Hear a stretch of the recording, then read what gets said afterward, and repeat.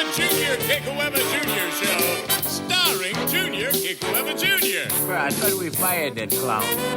Join Junior along with the Wayne Borhe Band as he makes any kind from Hawaii. All right, hurry up. And now, ladies and gentlemen, Junior Kekuewa Jr. How's it, Wayne? How you, Wayne? Oh, Wayne. Oh, it's painful. It's painful, boy. Ah, that applause. Hey, how's it? I'm Junior Kekuewa Jr. Welcome to the podcast. It's going to be one of them podcasts today. Bro, I can just, I feel them already. I feel them. You know when you get those intuitive thoughts, right? I always tell you to act on those intuitive thoughts, okay? Now, if you want to see my intuitive thoughts, just punch my name in online. And you will see, like, all of my intuitive thoughts. It's all there. It's all there, Hawaiians, okay? So what I'm trying to say is that everything I've done, right, I have posted in the digital world. But I didn't do it for me. I did it for the people, like, there's so many people in my life. And I was one of them. And then this is why. Okay, I was one of them. But first, put on the brake. But first, the attitude of gratitude. Right. Okay. No. The title of the podcast is I've been there. Okay. There we go. There you go, Hawaii. There you go. I know everybody like, wait. But what we going to listen to? All right. I've been there. Okay. Here we go. I want to thank everybody, really, sincerely, though. Thank you so much. For tuning into the podcast. So you remember the guys I used to work for? Well, you don't remember probably, but there are some people in Hawaii that do remember me from the radio because I used to be on the radio for a while. And then I was in entertainment for a while. And then I was and I was doing simultaneous careers because that's just me. I have ADHD. I have combined presentation, which means I am the most screwed up form of ADHD you will ever see. Okay. Combined presentation is another way of saying we're not gonna help this guy. You can help him already. Paul, gone. Okay. Anyway, but and for those of you outside of Hawaii, which is the majority of my audience, Pau is a Hawaiian word which means finished. Okay. So yeah, it is finished. Sad case. Move on. Just put him in a dumpster kind of thing. But we want to say a mahalo to the people in Hawaii. Because, that's our local people. And those are the people that are responsible for me. And I don't mean that in a bad way. I mean that in the very best way. Like if it wasn't for local people, like the people of Hawaii, I wouldn't be anywhere. I would be nowhere. And we all need each other in the world. So thank you for being here. Even people outside of Hawaii, that company that I used to work for, iHeartRadio, oh, man, well, the percentage is going up. So people are finding me on that. I have a radio station on there. It's a streaming thing, but it says Junior Kekuewa Junior Radio, okay? And that's one of the things that I, So people go, did you ever dream of having a radio station? I'm like, not really, but I did dream of being on the radio at one point. I think I was 12 when I had that first hallucination. that first, because Einstein said imagination will take you everywhere. And that's all I had, Hawaiians. That's all I had when I was 12. And I had a bunch of, material things, but that's really all I had in life at 12 was my imagination. And because of certain circumstances that I'm not going to talk about on this podcast, I had to live in my head. I had no choice, okay? But if you really want to know what theater of the mind is, oh, man, let me tell you, I was watching some movies. I was creating those movies. And I would act out things that I was, creating in my head. And it turns out that when I look back now over my life, I'm like, well, it's all online. All you have to do is plug in my name. Because I posted everything. I made sure I put it there. Because my grandson, might get married, might have children, right? I might have great-grandchildren. I might have great-great-grand, I don't know. But my grandson is there, right? And I don't know whether or not my son is going to have any more children. I have no idea. But I have a grandson. And when my grandson goes, because, me and my son, we have this thing where we don't, we just leave each other alone. Basically, that's what it is. But anyway, I don't really like go into that too much, because it's just, it is what it is. And every family has its challenges and its, I want to say assets and whatever. But then when my grandson goes to look like, oh, who was my papa? He's gonna have the pages and pages and pages and pages of stuff to look at and go, oh, that's who he was. That kind of thing, right? But anyway, want to say to all the people in Hawaii, and if we run down the list, right? So like in the state of Hawaii, so our demographics like go all the way to Hanamaui and so Pearl City, Hana, Makawao, Koloa, Waihawaii, the list goes on. Honolulu, thank you so much, you guys. And now on with the podcast. I was there. Yes, I was there. So the journey of life is such that you start out in life by like trying to achieve things, trying to get somewhere, do something, be somebody, whatever it is, right? And some people are ambitious and some people are not.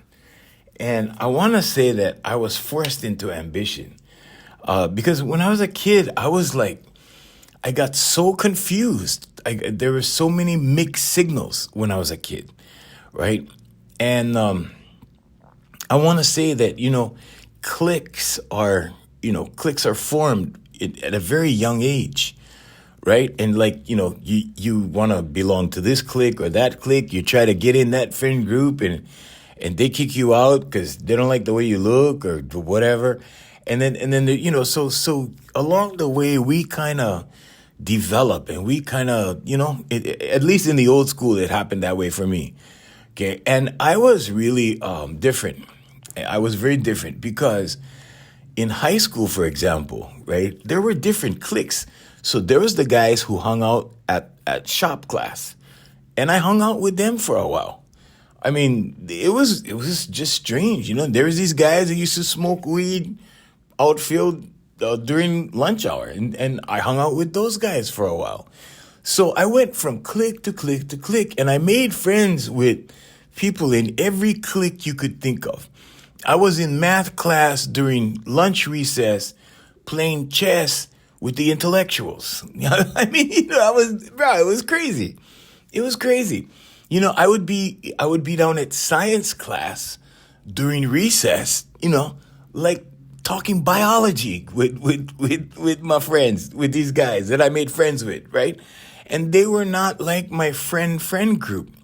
They were just people I hung out with to, I don't know, I don't know what it was, but I knew I saw something, that I recognized where I was different, in that I would be able to fit in with any one of these groups. Of course, I wasn't the slug it out kind of guy that would, hang with the alpha dudes for too long, but I did hang out with them, right? And they protected me. I mean, these guys, this guy's a massive, dangerous man. Well, in high school, they were dangerous boys, and I was friendly with them, and they liked me, right? And not all of them. I'm not saying that I got along with everybody. That's not what I'm saying. But what I'm saying is that these cliques, right? Like I got to get around with all these cliques, and I got to, fit in with these cliques for a period of time. And then I would be like, well, I guess that's enough of playing chess for lunch, and let me go check out, whatever. And eventually I started hanging out with the chicks, right? Because, I don't know. To me, hanging with the boys was a waste of time because it was just, I don't know. The chicks were just more interesting to me, right? And then before you know it, it was like I was learning how to play guitar and singing to chicks on the beach. and then it was kind of like music and chicks, like from there on out. But in high school, right, when I was hanging out with these cliques and stuff, right, I just kind of like experienced all these different things in 4 years. And I had as much respect for the guys playing chess as I did for the guys smoking weed. And I mean, and I had as much respect for the guys smoking weed, as the guys that were cutting out and smoking cigarettes in the bathroom and whatever. And then these other cliques and everybody used to meet in the bathroom and take hits of cigarettes on the way to class kind of thing in between the bells. I mean, it's smoke break. Everybody had smoke break. I mean, all these things happen in high school. Okay. Now I'm not here to pass judgment on anything or this was wrong, that was wrong, whatever. And I'm not here to say like, I was Mr. Goody Two Shoes. No, I partook in all of it, everything. Not anything dangerous or anything, too illegal, but yeah, there was some illegal stuff. Yeah, I mean, but that was high school, right? You're experimenting, you're coming up, you're trying to figure things out for yourself, right? That kind of thing.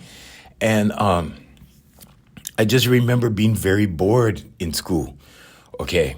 But at certain points, right, you kind of feel that empty spot. You kind of feel like, okay, this is not, I kind of fit in over here, but this is not me. And then over here, I kind of fit in over here, but this is not me. That kind of thing. And I kind of fit in with this group over here, but this is not me. And so pretty soon you start to kind of, wonder like, okay, what's me? What's like if I didn't have to do anything, like what would I do? Right. So I would go down into like, I lived on this, our house is still there. Our family house is still there. It's built on a valley. Okay. And I would go down into the valley. Right. And I would sit there for hours and think and imagine. Right. Just for hours by myself, and people, I don't know if my friends knew I was gone. I had no idea, but I used to just wander off by myself and sit down there and just, and I would be sitting with the birds and I would be sitting with, whatever. And I would just sit and think. If you want to call it meditate, then that's what I was doing. But I was observing and I was one with nature, so to speak. Because it was just me and whatever birds came along, whatever rustled in the bushes, whatever was there. Okay.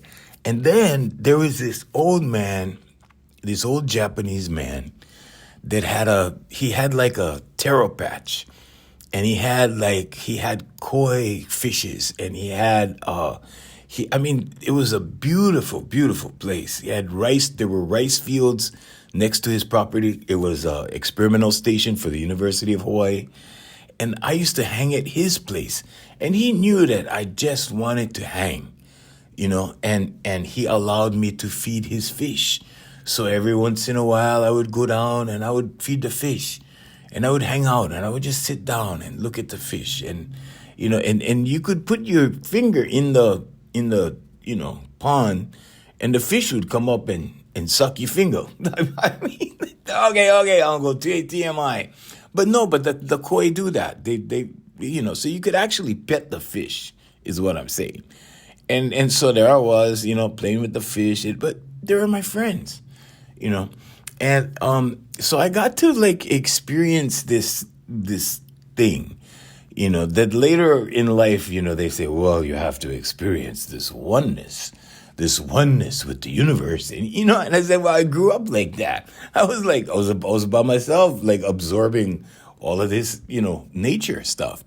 And when you really observe things, okay, at the observation level, like, I used to watch ants and I used to watch how they behave and watch what they do. And they're incredibly strong beings. I mean, these ants would be carrying around big pieces of stuff. And I was like, whoa, look at that. I mean, So all of this stuff, right? And drugs were not involved. I wasn't like zoning out or, whatever. It was just me.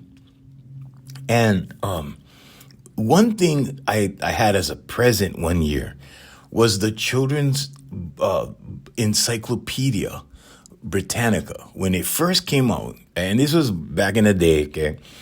And it came out with color pictures. Now, before that, I didn't even go in encyclopedias because to me, with my ADHD, it was boring. It was just black and white. There were a few pictures in there, but they were black and white. And, everything was just, oh man, it was just too boring, right? And I remember my parents went out and bought me the children's encyclopedia, right? And that's where I lived for many, many years, right? So I would go home at night, right? And I would, start from, I don't know, A, end up at Z. Sometimes I would start right in the middle. I'd start at K or whatever. I worked my way down, right? And so I started memorizing, categories of fish.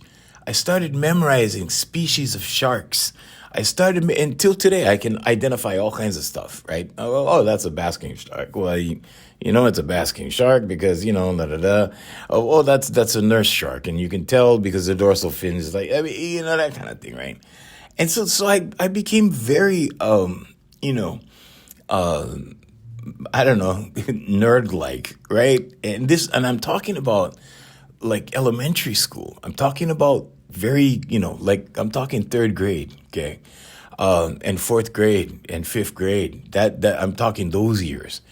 And those were the years that I was just absorbing everything. And then in high school, hanging out with the cliques and stuff like that, right? So I'm kind of jumping around here in time periods. But then in high school, the cliques, and then getting to know these people in different cliques, and not only that, but observing the clique itself. And I started, the shop guys behave like this.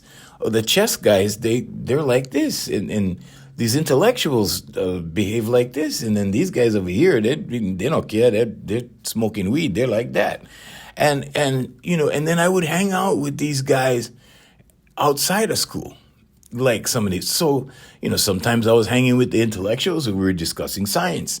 And sometimes, and then eventually I made my way to the beach around 12 or 13. And that's where I stayed. And then I was a beach boy. And then everything was, music, drinking and women. Basically it was, that was the time of my life. I mean, no responsibility, no job, Well, I had a couple of jobs, but yeah. But that was, playing music, right? So everything was, after that was music. With music, so the wine, women, and song, basically, right? All of that.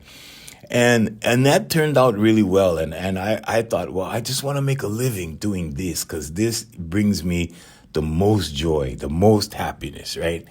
And so yeah, I just, that basically that was my childhood in a nutshell. Now, when I say, I've been there, right? There comes a time when you start to question the most basic things, like what am I here for? There must be a bigger, there must be a bigger picture here. There must be a bigger something to my life here. The purpose. What's my purpose? What's my real purpose, right?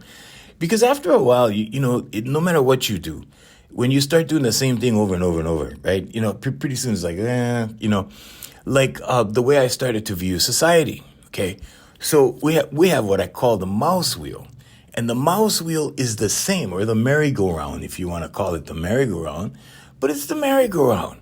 Take a look around you, Hawaiians. Right now, just in Hawaii, and when I say Hawaiians, I'm talking to everyone, everywhere. You are all honorary Hawaiians when you're listening to this show. But here's the thing, right? In each community, at least in the community that I live in, so it's like you go to like different parties that you're invited to. And pretty soon it's just about, because I had a wedding and party business. When you have a wedding and party business, you start to see parties on a mass scale. And you start to see like how parties are similar and how they're different. And they were more similar than different. And it was about, who can outdo the last family party or what, you know what I'm saying? And then pretty soon it's like, this is just another cycle. This is just another thing. This is just another round. This is just another, like that, right? And so pretty soon you gotta ask yourself a question. Well, the way I was at the time, I thought I was good. I thought, whoa, like this is, I'm making a lot of money. I'm building companies. I'm doing all this stuff. I'm like, I thought like I had the game won. Like, oh, this is it. This is, but there was something still inside of me looking for the next level. And this is what we are all born with, okay? And I'm here to say that if you're listening to this podcast and you're in your 20s and you're in your 30s and you're climbing that ladder, or you're, looking for whatever you think that ladder is, there is no ladder. There is no door. There is no key. There is no lock. Okay? But there is your subconscious, your conscious, and the superconscious. Okay? Now, this is about to get a little deep, but here we go. Okay? So at some point, you kind of like wonder, like, okay, why am I here? Like, I'm enjoying all this stuff. I'm having all this fun, but there's a small little empty space in here. And I'm trying to fill this empty space. And what can I fill this empty space with? Because it's still empty. No matter what I feed it, it's still empty, right? And so I had everything going on, the crazy chicks, the the crazy times, the partying, the money was coming in, the notoriety, like everything. It was all there, right? And none of it to me was bad. Like I was just absorbing everything, right? And the girls that were around, I loved those girls. I loved every single one of them, you know? And the way you gotta approach it, because girls are like this. Guys, if you, especially you young guys, okay, girls will come and go. Okay. You do not own her. It is just your turn. Okay? It's your turn. Because she will come, she will stay, and she will go. And when she goes, it's okay. You see what I'm saying? But when you start, I don't know, playing owner or think you own her or whatever, like that's where you're injuring yourself. That's where you're doing yourself a disservice. But anyway, that's a side note on Wednesday. We just went to the left. See, to the left. Okay, now we're back on track. But there's that little space, right? And then some of the guys that I noticed, some of the guys that I work with over the years, I saw them get more grouchy, and I saw them turn, like, if you want to say negative, or if you want to say stressful, or if you want to, whatever you want, whatever. But that's how they got. Like, more frustrated, and and I was getting happier and happier and happier. Not because I was making money, and no, not because of that. Because once I started doing my deep dives back in 2008, I discovered what happiness really is. I've discovered how to fill that hole. Now, do the holes come back? Yeah, they come back. And that's why when you make a life change, okay, and like the title of this podcast is I Was There, okay? I was there. But I had help. And one of my exes, the one that I dedicated my book to, right? And I've made jokes about her. Like, I make jokes, and she's made jokes about me. And do I still love her? Yeah, I love her. I will always love her, because she's the one that told me, look, if you want to get to the next level, you got to watch this. And it was the DVD, The Secret, right? But this was about quantum physics. This was about experts. These people knew what they were talking about. And they were also religious leaders. They were also, this was a documentary, a compilation of a lot of knowledge, right? And then I started researching each one of these people that were in the documentary. I studied under one of them, under Mike Dooley.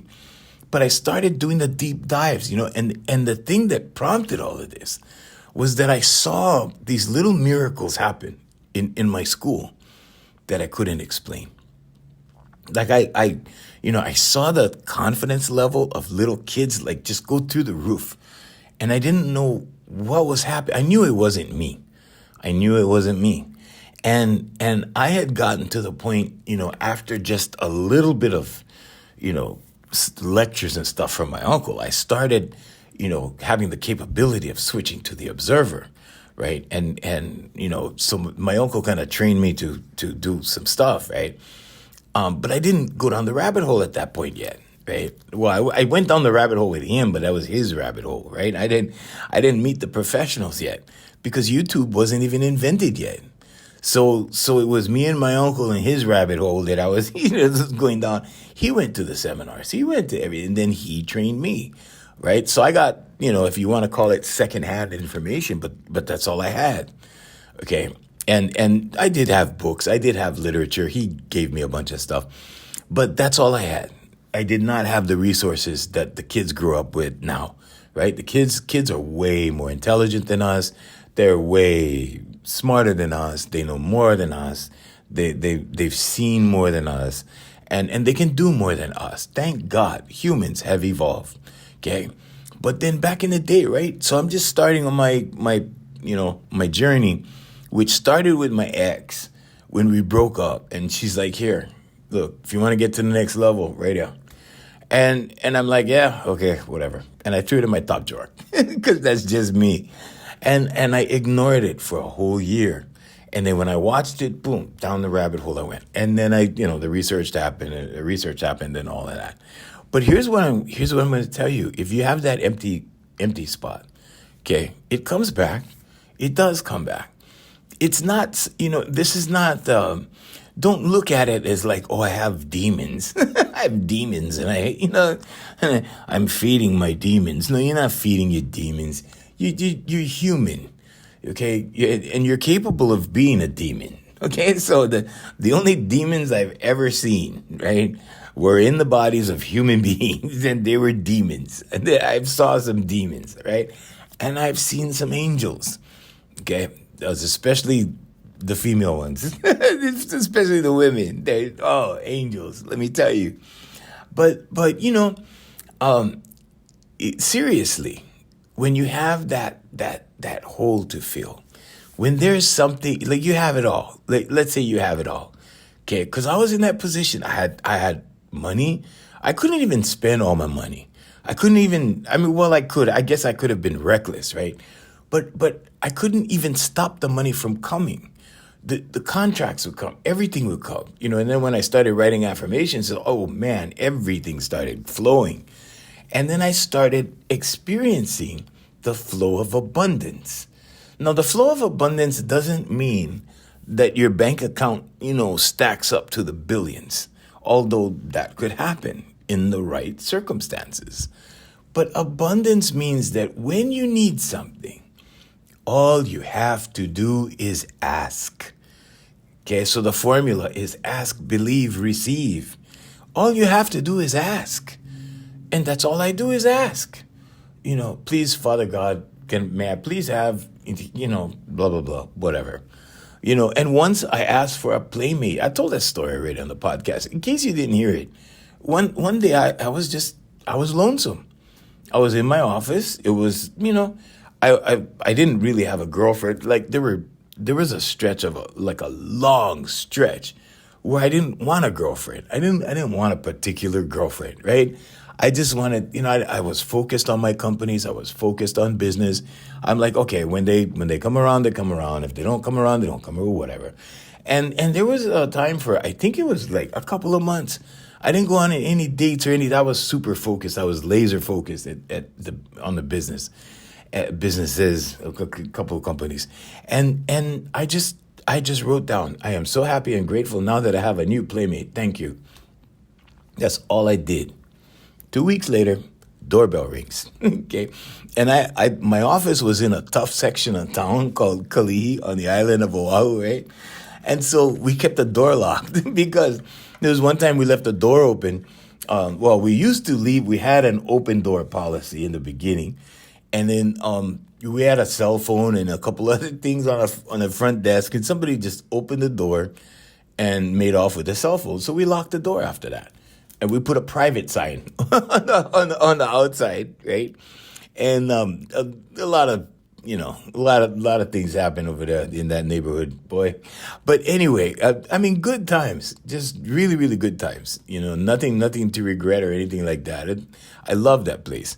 So anyway, and I was in the building for 23 years. My office was there for 23 years, two different offices, same building, 23 years. So and during that time, right? So I just wrote about it, and the doorbell rang, and I answered the door, and this chick looked like she was from James Bond, like one of the James Bond girls. The funny part was like, so here's what I'm going to say as a side note. When you write your affirmations, you have to be specific.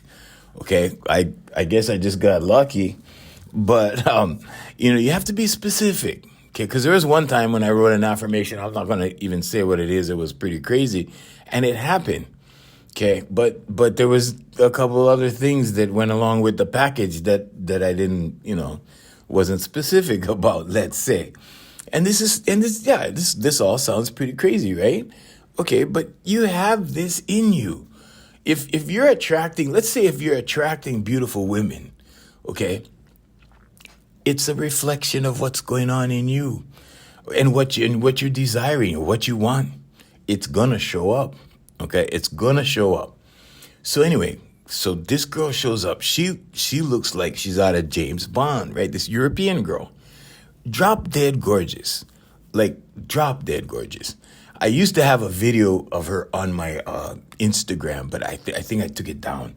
But I mean, drop dead gorgeous, and she had this accent. She was from one of the stands, Kyrgyzstan or Uzbekistan, or near Russia, right, and near the Czech Republic and stuff, and sexy accent, like everything. And we got to know each other, and I want to say it was two very very good months. It was it was heaven for 2 months. It was heaven, right?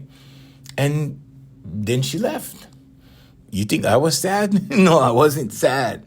I was happy it happened. I was like, yeah. But here's what happens, okay? And this is where you become a slave to your manifestations.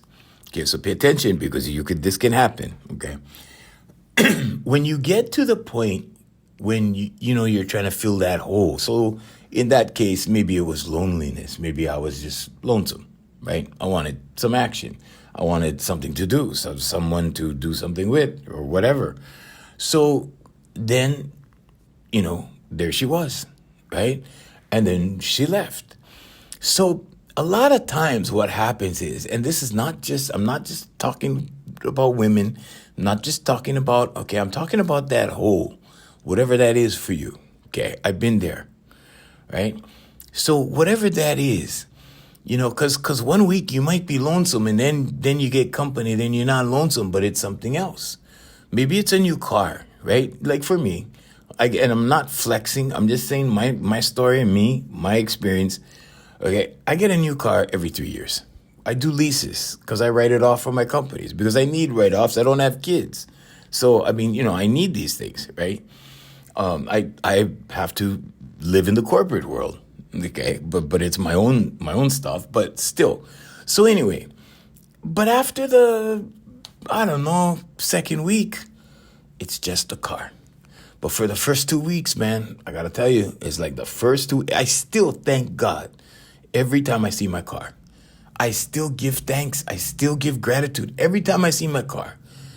In fact, yesterday I took this chick for a ride, right? I took this chick for a ride. And when she got in the car, I said to myself, thank God for this car, as I was getting in, right? And I do this, I either say, thank you, Father God, or thank you, Father God, for this beautiful car, or whatever it is. And the point here, Hawaiians, is never take anything for granted. Everything can change in a heartbeat, okay? Like, you could change in a heartbeat. You could have a stroke or a heart attack or whatever, okay? Accident, whatever. Life changes in a heartbeat. Don't take any moment for granted. Okay, now, after a couple weeks, of maybe, going out with a girl, maybe things just start to, become less euphoric and more real and more reality. And pretty soon it's more routine. Okay. Now, it doesn't matter what it is. Okay. I mean, I'm sure, those of you that drink or whatever, after a while, it's just another high. It's just another episode. It's just another couple of beers and okay, I'm gonna go sleep now, kind of whatever. Okay, but there's always that hole that pops up for something, right? There's always something you want. There's always something you want to feel. There's always some kind of goal, right? If you're a goal-oriented person, I'm very goal-oriented. So I make goals for myself, right? And then I fulfill the goal. But here's where you become a prisoner to your creation, okay, or your manifestation. Okay, so you know why they say that expression, be careful what you wish for. Okay, you be careful what you wish for because you better make sure you want it. Okay, because there's a responsibility that comes with it. Now, if you don't want responsibility, okay, you're gonna keep cycling through things. Okay, you're gonna keep cycling because I went through this. I went through this with women. Okay, because it was like, in the beginning, right? The way it started out was, okay, I want to see like which one I want, right? Which one I want, and you meet one, right? And this, this guy that I used to work with explained it to me one way. He goes, bruh, there's always something wrong. Because we would talk, hey, I met this girl, and, oh, really? Yeah, but there was this one thing that was wrong about the situation, whatever. And at one point, he told me, well, there's always going to be something wrong, right? And I think Bob Marley had a quote on it. In fact, I don't know the direct quote, but it amounted to, you gotta just take the one that's worth suffering for. That's what Bob Marley said. Like, there's always going to be drama, right, with a woman because she's an emotional being or whatever. You just gotta take the one that you want to suffer for, or whatever. And I really gotta say that there have been a couple girls that I've suffered through, but it wasn't, there was only one that I can think of that still has a negative impression on me, and she's gone. She's no longer here. But I mean, it wasn't really hate. It was just a real, like, oh man, how did that happen kind of feeling. You know what I mean? But this is how we learn. This is what we do in life and how we learn. But there's always going to be that desire for something because we're born that way. Okay, because we need to evolve as a species. We need better. We need, bigger. We need whatever. Maybe not bigger, but better definitely, right? And your definition of better changes over time. Like pretty soon, like I'm running out of ideas for cars. I've been through so many cars and so many toys and so many, whatever. Like I'm running out of ideas. I'm thinking like, okay, pretty soon, why don't I just get like this small little, like I don't know, something conservative, something, whatever. When I get old, why don't I just get a simple, whatever? I don't know. I've had all the complex stuff for years and years and years. I've had the very best stuff. I mean, I'm like, well, I don't want to, there's levels of best, right? So I'm not flexing and saying like Ferrari best or whatever, but I never desired that. I've never wanted a Ferrari or a Maserati. Oh, well, Maserati, yeah. I think that might be the next one. And I think after that, I think that's it. I think that's that top of the line for me. I think the Maserati is probably the last one. And then, but I've never, I meant to say Lamborghini, Ferrari. I've never wanted those cars. I've never been attracted to those cars. The Maserati, what's really, as a side note, what really I like about the Maserati is the grille and the trident, the logo. That, to me, that's why I like the Maserati. I've test drove a Maserati, was going to get a Maserati before, But when I looked at the ratings, the Mercedes ratings were actually better. So, I mean, I look at safety. I look at weird stuff like that too. And Mercedes definitely outperformed anything that Maserati currently is. So I chose to stay with Mercedes. But yeah, I'm gonna do a Maserati. I'll maybe the next lease. I don't know, whatever. But yeah, I'll do one, and then I guess that's the top for me. I guess that's where I go. Okay, that's enough, that kind of thing. But what I'm saying is, okay, when I get the Maserati, I guarantee you this: after a couple weeks, it's just gonna be another car. Okay, so the problem, okay, or where it becomes a problem, is where people get consumed by what they manifest. Okay. And this could be overindulgence in alcohol. This could be overindulgence in drugs. This could be overindulgence in women. This could be overindulgence in anything. Okay. And if it's one thing I keep hearing from my mom, she's the only one I talk a lot about my mom on the podcast because that's the only parent I have. She's the only one alive. She's 88 years old. God bless her. She's in great health. But she keeps telling me, and if it's one thing I'm always going to hear her voice in the back of my head is like moderation. I have a problem with moderation, Hoynes.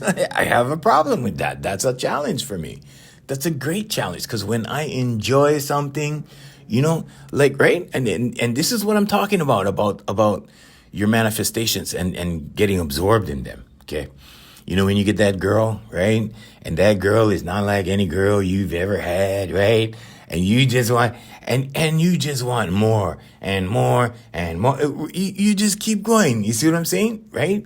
And pretty soon, right? It's like you're overdoing it. You can get consumed by it, right? And I've had people, as a life coach, I can tell you, okay, because I'm kind of like, I get the same kind of action a therapist does, okay?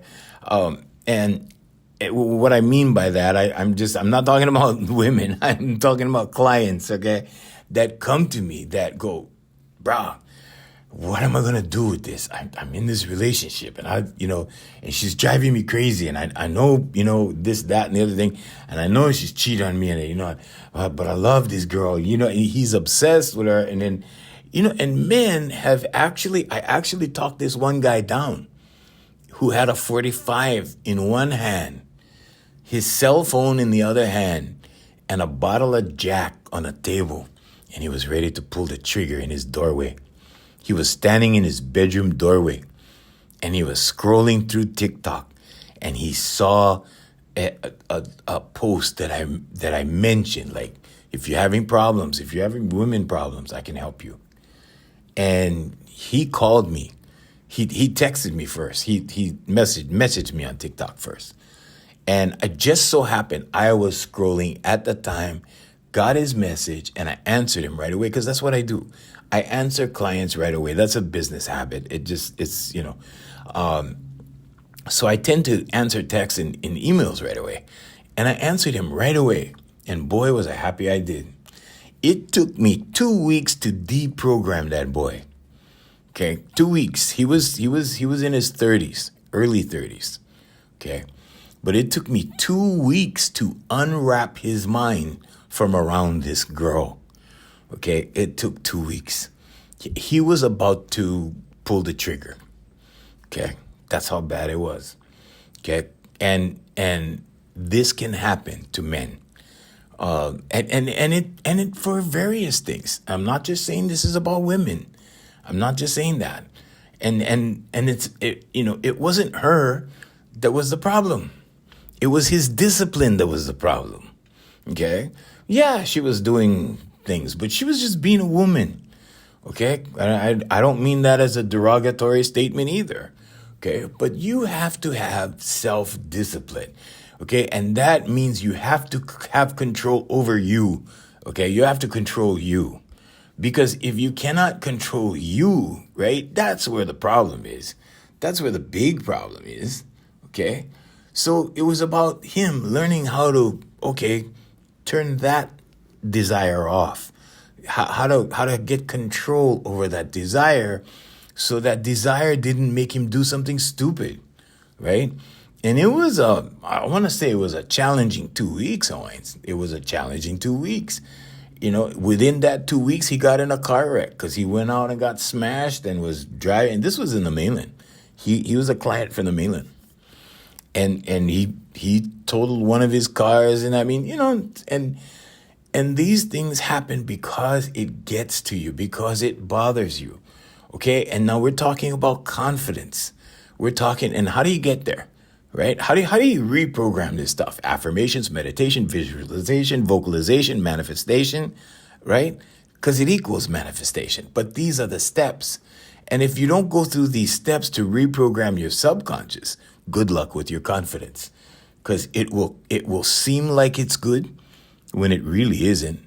And then guess what's going to happen? You do not have control. And when you don't have control, okay, because it's you, it's not her. It's you, it's not the drugs. It's you, you see what I'm saying? It's not the car. It's you, it's not the gambling, okay? It's you. If you don't have control over those things, okay? And I've been there. I've been there when, God was going, okay, which one, with girls? Okay, which one you want? It's like, your subconscious is like the Aladdin's lamp. And all you have to do is I want this. And then God goes, okay, you want this one? You want this? You want this one? You want the tall one? You want this short one? You want this? And pretty soon there's a revolving door, and everybody's coming through the door, and you want this one? You want that one? This week I met that one, and then that week, whatever. Okay, it's like what color car you want? You want a black one? You want a blue one? You want a red one? You want here you go. You want this? You want that? Or whatever. But first, you have to do the work on you. Okay, you have to fix your subconscious, or you will keep getting what you're getting, and you will keep getting it over and over and over and over until you break these habits. And it took me until, my early 30s. It took me at 28, things started turning around. By 32, it was firmly in place. Okay, but I want to say that turning.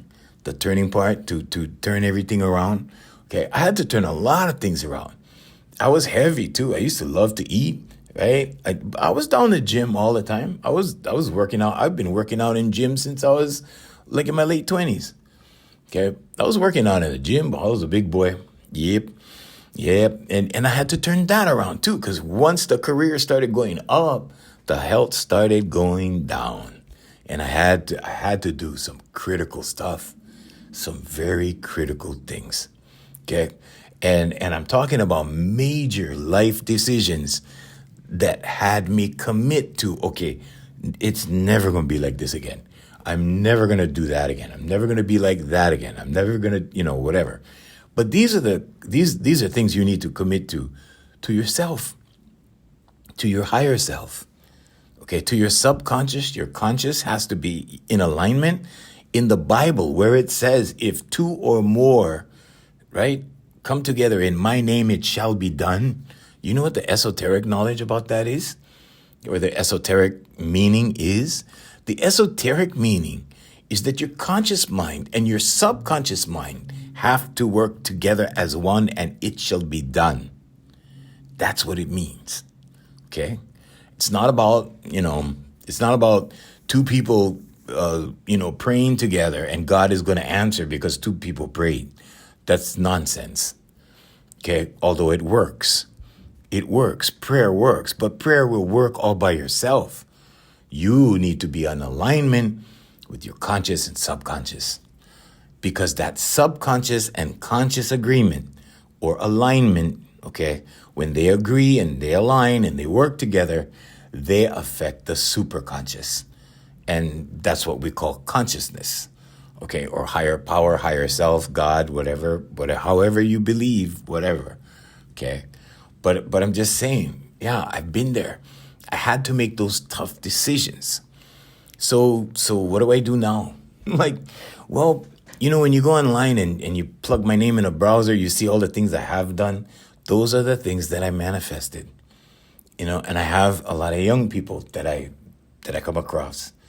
And it's very difficult if you are not savvy, if you have not been exposed to this kind of information, it's very difficult to wrap your mind around this stuff. It's like, what? I can have, do, be anything? Yeah. The answer is yeah. And sometimes people go, yeah, but you got to pay a big price for that, right? Hey, you know what? There's a price for everything. There's no such thing as a free lunch. Okay. And this is how I mean it. I mean, so I wanted to do entertainment. I wanted to, do the popular thing. I wanted to record albums. I wanted to, all that stuff, right? Okay. So was there a price for it? Well, on one hand, you would look at it and you would say, well, he wasn't with the big record company, so I guess he didn't go through the Illuminati. I guess he didn't have to sacrifice this, that, and the other thing, right? All the stuff that they say about it, right? And yeah, it's true. I did not go to that game. God instead said, here you go, boy, right here. You want to do that? Here you go. You can do this. And we'll give you a wedding and party business. And oh yeah, you can register your own music and you can record your own music and you can produce your own music, that kind of thing. Okay. Would I have gone there? Oh yeah, in a heartbeat. Yep. I would have been to rehab. I would have been through all of that. I would have signed up for all of that. Every single last bit of it. I would. I really would have. Okay. But God said, nope, I have a plan for you. Here you go. Because my real purpose and my real mission in life is the teaching that I've always done. Except now, right? Let's say after 2008, my teaching took a whole different turn. Like after 2008, and it was because of that ex-girlfriend of mine who gave me the DVD and said, if you want to get to the next level in life, you got to watch this. And when I watched it, I went, wow, yeah, okay. Because that connected the dots to everything my uncle was trying to teach me. And it was all there. It was all there in the back of my head. And I was using part of it, not all of it, but I was using part of it. And it was improving my life steadily. Okay. But the growth started accelerating after I saw that DVD that put it all together for me. It connected all the dots, all the spiritual dots, all the manifestation dots, everything. And I'm like, oh, that's how it works. Oh, so your conscious mind, your subconscious. Oh, okay. Quantum physics. Oh, so we have different stories here to choose from. Yeah, you do. You really do. Is there an unseen power that's guiding everything? Well, kind of, sort of. It's in you. Jesus Christ told us that. He said the kingdom is within, and the kingdom is within. Okay, this is not church. No worries. We're not going church right now. Okay. We're going within, in you, in me, in every living thing. There is a guidance system. In every living thing, there is energy. In every living thing, there is intelligence. In every living thing. Yeah, it sounds a little woo-woo. I know it sounds like, oh, unks, bro, you're getting serious today. Yeah, this is very serious. It's very serious that you don't miss out on your opportunity because you got this one shot. Hawaiians, you have this one shot. I don't care if you're hearing this for the first time and you're in your 70s, you can still summon these things into your life. And when I say summon, I mean you can pray and have that prayer answered. You can ask and receive as long as you believe without fear or doubt. If you're in your 80s, it works in your 80s. Okay, as long as you have a heartbeat, your heartbeat is the biggest vibration you have. Okay, so you got to feel it in your heart. You have to change your heart. You know when people say change your heart, okay, they're talking about changing your vibe because your heart responds to your thoughts. You ever get a thought about something? Like you ever get a thought about a car? Like a car you really want and your heart starts beating fast. You ever think about that chick and the heart starts beating fast? You ever think about that food you love and your heart starts beating fast? Okay, that's the vibration. That's what's pushing out into the universe. That's what's attracting. That's what's pulling in what you desire.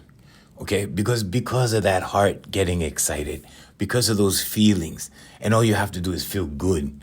Okay? Because the fear, the doubt, these are just negative vibes, or let's say negative emotions.